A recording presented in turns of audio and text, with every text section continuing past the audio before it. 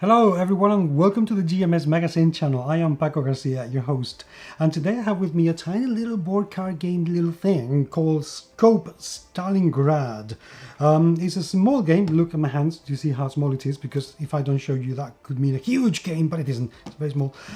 It's a game from Draco Ideas, which is a Spanish company that is doing rather well at the moment. It's a very small company but creating some very cool games, and there are going to be some more unboxings in the near future. It's a game by Juan Nacher in which you play a sniper and between the communists and the Nazis. And it's a game for 2 to 4 players. It's a game that takes about 10 to 15 minutes. But is this actually worth the amount of money that you have to pay to get your hands on it? Welcome to the GMS Magazine unboxing videos.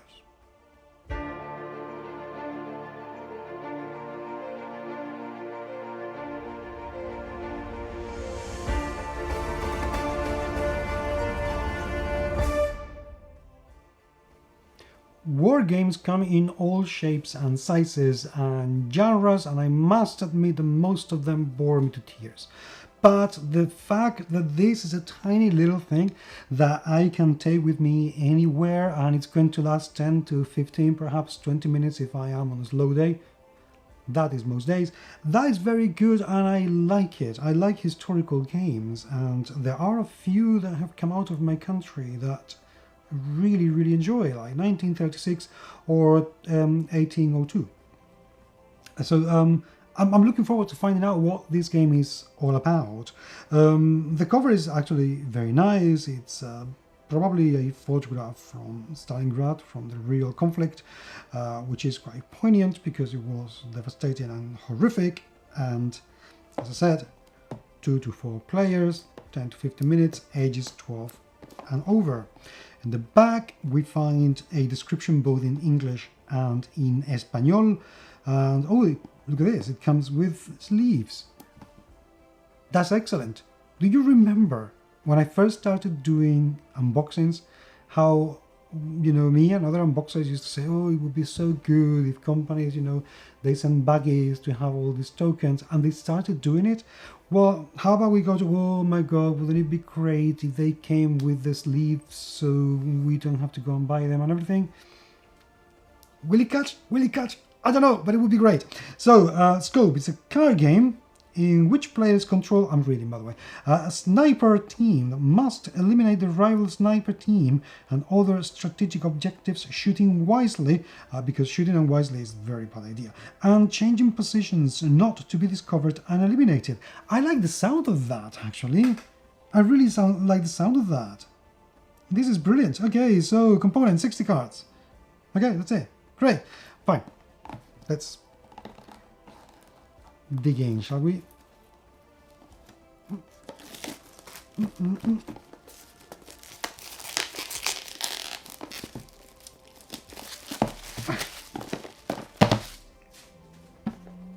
I'll pick it up later.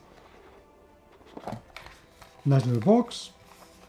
Nothing amazing about them, but it's alright. It's good. It's gonna last a little bit of time. The rules. I should be doing these Spanish games in my most Spanish accent. So I should have let me reread this again for you with a Spanish accent.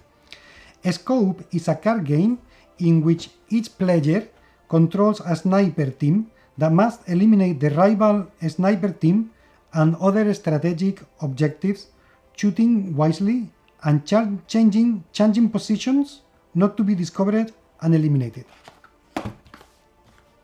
I should do all the videos. No. Okay, so the rules. Very tiny little booklet with lots of pages, I have to say, which I'm going to say I wish it were bigger, because you have plenty of space in the box. You could have done this the whole size of the box. It would be easier to read. So it's a shame you didn't do it like that. There are quite ideas. But we have graphic design, translation, okay, fine. Tiny texts can be very difficult for me to read.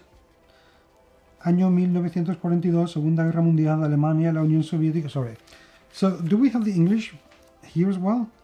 Yes. Okay, so this is even shorter than I thought. Oh, how exciting. So, let me show you the English side. So you know that I'm not lying to you when I say things.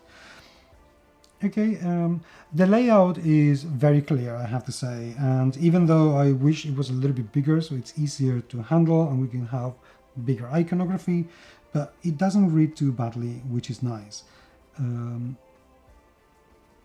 description of the cards is 6 sniper cards, 3 German, 3 Soviet, 28 empty area cards, 20 unit cards, 4 decoy cards and 2 shot cards. Okay.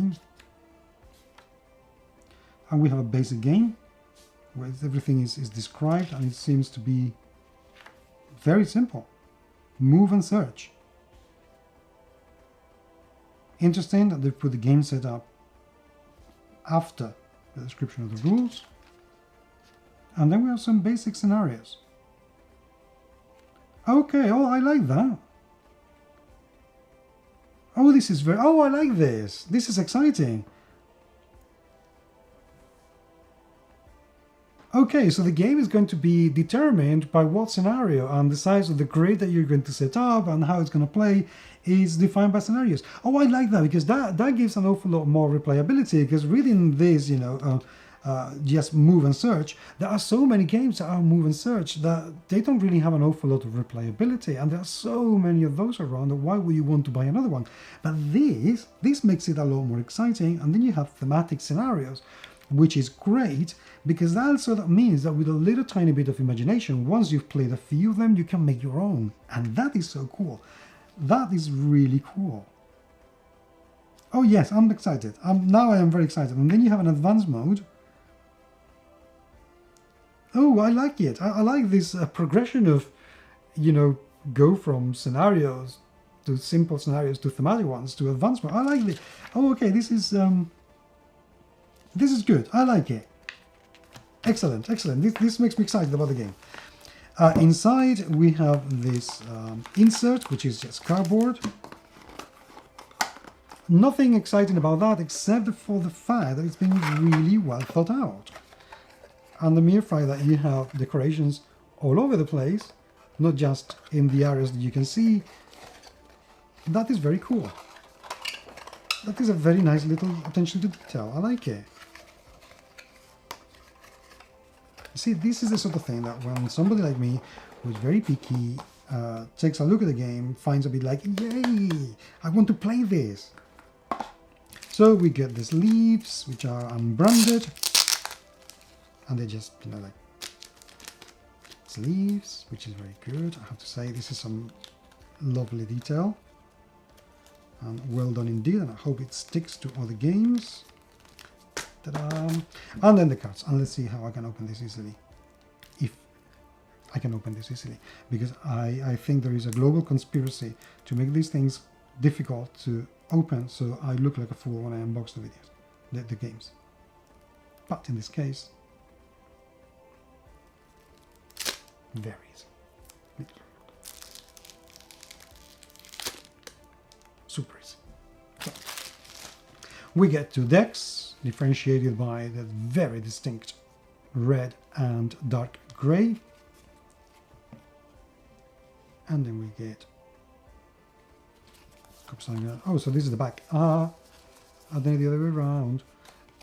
So this is the back, and this is the front, so bang. Okay, let's take a proper look. So bang is just, you know, like a bullet. And then we get 1, 2, 3, 4, 5, 6, 7, 8, 9, 10, 11, 12, 13, 14, 14 cards that do something. You know what? And then we get cards with people shooting at other people's, which is a horrible thing, but it happens. You know, the one thing I am actually liking about this cards, oh my god, look at that, it's a general.